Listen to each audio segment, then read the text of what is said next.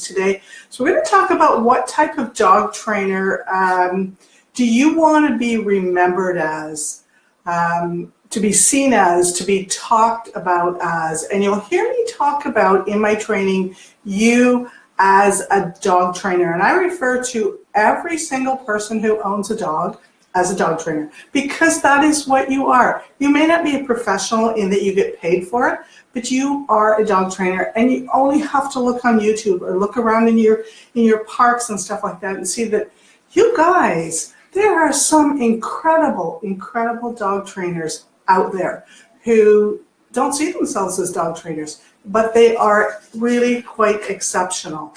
So when I say what type of trainer do you want to be seen as, let's think about it in the big term about aspire to. What kind of trainer do you want to be? And one of the things that I like to do is I like to say, pick 3 words that would describe you. Skillful might be one of the ones that you use,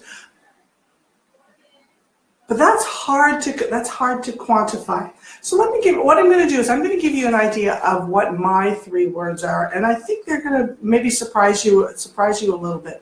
So my very first, and I've been training dogs for a very long time. I've gone through a lot of evolutions, and I'm still not the type of dog trainer that I want to be yet. So my first word that would describe the dog trainer that I want to be is patience.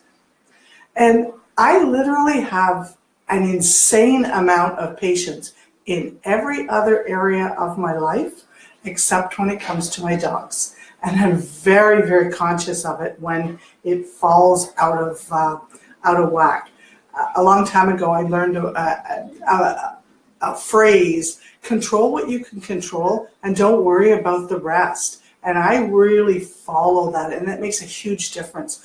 You know, I have friends that can't handle lines or people that freak out in traffic jams, but you can't do anything about that. So that's the way I like to look at it. So I'm always aspiring to have more patience as a dog trainer. I totally lack that, and it really feels bad to me when I'm impatient with them. And how does impatience show up for me? It shows up, my voice gets a bit more harsh. I'm short with them. I don't embrace the things that they're learning. I don't allow them to make better choices. I feel like I'm out of integrity. And I feel it in everything. I feel heavy. And I know that's going to sound kind of woo-woo to you guys, but that's how I know that my patience is gone. The 2 other words that describe how I want to be seen as a dog trainer are adventurous. Now, adventurous, it literally describes my entire life. I am one of those people who loves variety and uncertainty, and I love trying new things, whether it's new foods, new places to travel, to any of those things. Everything I do is like that. When I started in with my Fit Paws program, I was the first one in the city doing that, and we were doing things that people had never seen before. People all over the world had never seen, had never tried. And that's what I love to do. I love that experimenting, sort of pushing the limits. So for me, that's my number 2 word, is adventurous. And number 3 is consistent. And I struggled a lot with consistency. And it really came to a head with my young Gordon Setter Ducati. And so now I'm really focusing on consistency. And sometimes when you look at your life, you go, okay, so how does that work?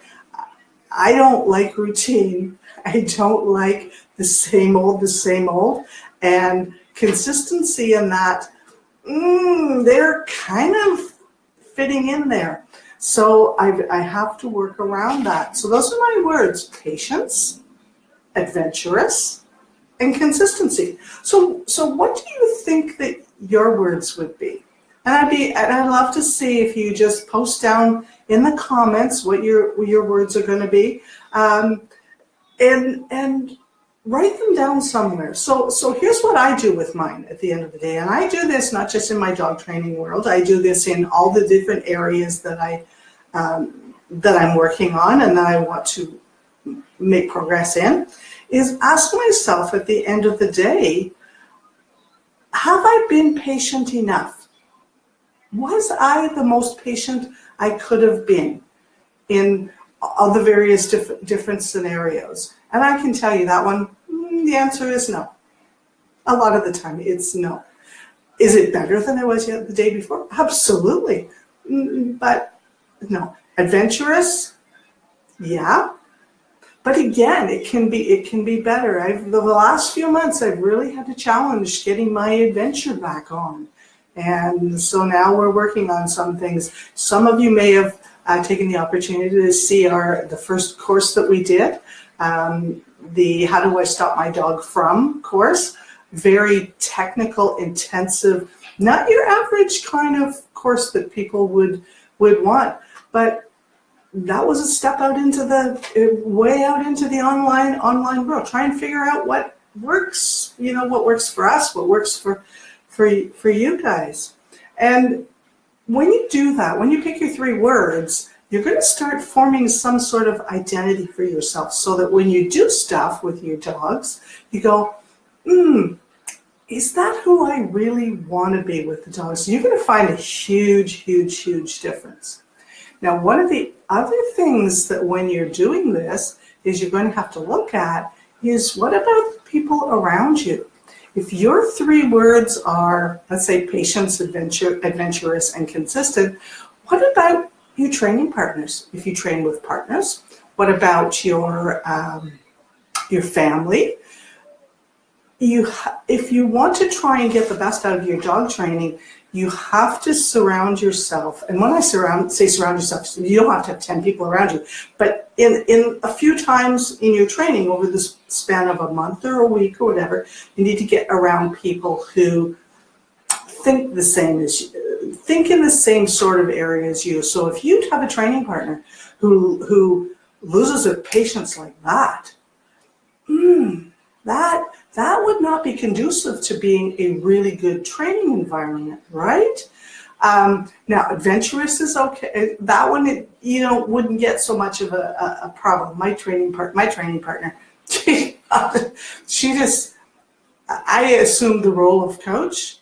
She assumes the role of student. Whatever I ask, whatever I suggest that we do, she does. So it works well. That's a level of trust that we have in each other, and consistency. So if you are looking to grow your dog training, whether it's one behavior, let's say you want to try and improve your sit, and that is a foundation skill, and you'll see through all of our programs, it's not about the boring sit, it's about the rock on crazy one. Oh, Betty, love your words. Patient, loving, and committed. Wow, those are awesome words.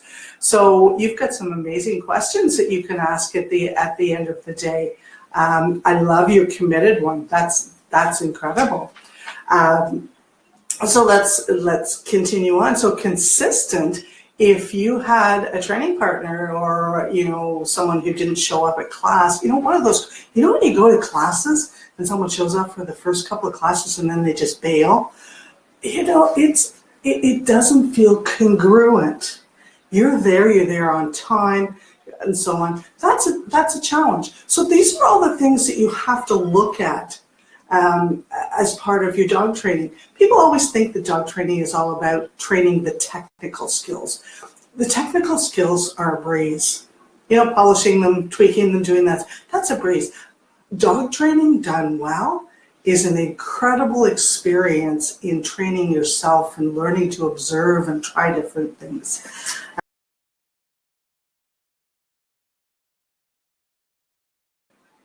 I want you to go back over the last couple of weeks into a couple of different dog situations that you've been in, and think about your 3 words and think, have you been able to, were you those 3 words in each of those situations? And if not, that's okay.